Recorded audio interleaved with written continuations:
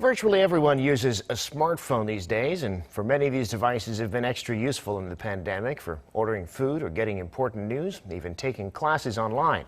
Well, South Korea is at the forefront of smartphone tech and was the first to commercialize a 5G network. Well, things will soon go beyond that, and new 6G technology will have us talking with friends and family as holograms.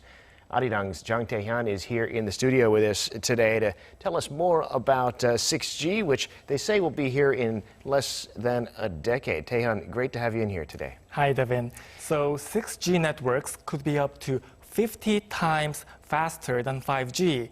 They also have just 1/10 of 5G's latency, which is the time taken between a user's action and the end result.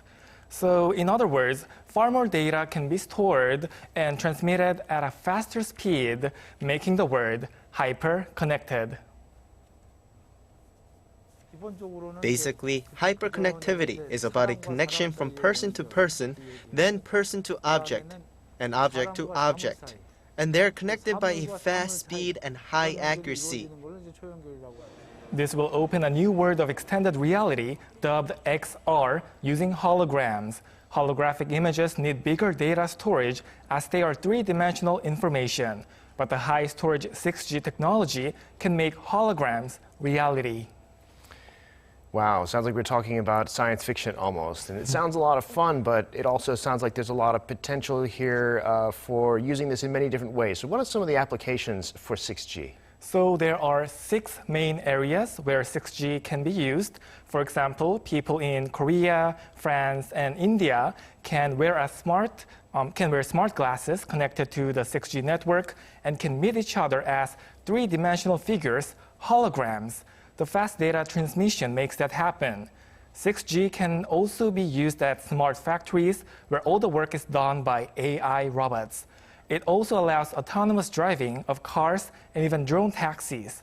By using satellites, it can cover a wider range than before, meaning there will be a stable network on Earth and even above the sky and under the sea.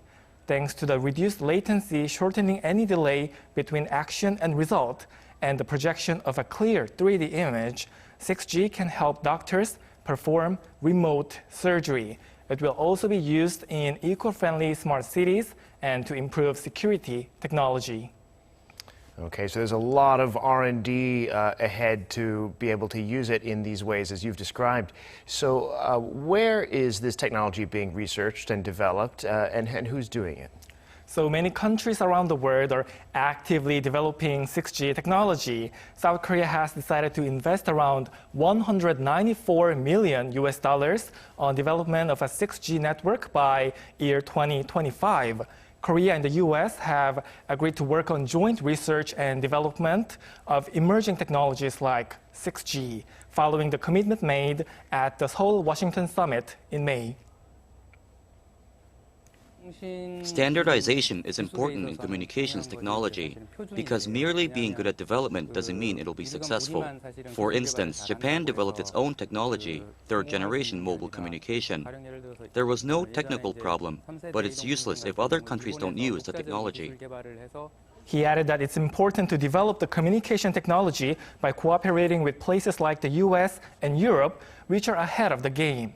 Groups like Addis Next G Alliance in the US are concentrating on 6G leadership, and Europe has started a program called HERA-X to build a roadmap for this project. Other countries like China, Japan, and Russia are also joining the 6G race. Right, and South Korea has a lot of resources to bring to bear in the development of 6G. It was quite successful commercializing 5G, as I mentioned earlier. So how is the research going so far here in Korea? Okay, so companies and universities are working on 6G technology, partially thanks to the funding given by the government. So conglomerates like Samsung and LG Electronics and the country's major network providers are also working on this project. And the director of a research center at KAIST, the Korea Advanced Institute of Science and Technology, said that in the future, people will no longer need to carry smartphones.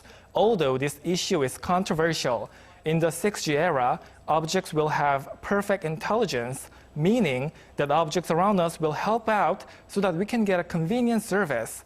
It's because every object will be smart and have its own AI system in the hyper-connected 6G world. The mobile communication eras are often classified by generation, and we see them as a 10-year term. So we expect the 6th generation of mobile communication to come by 2030. It sounds like the distant future, but when we think about our smartphones, we never imagined we would be so obsessed with them. So, who knows what's going to happen next? Who knows indeed? Smart objects all around us. Who needs smartphones at that point? That's just fascinating, Tae-hyun. Thank you for coming on to share that with us today. Goodbye, Devin.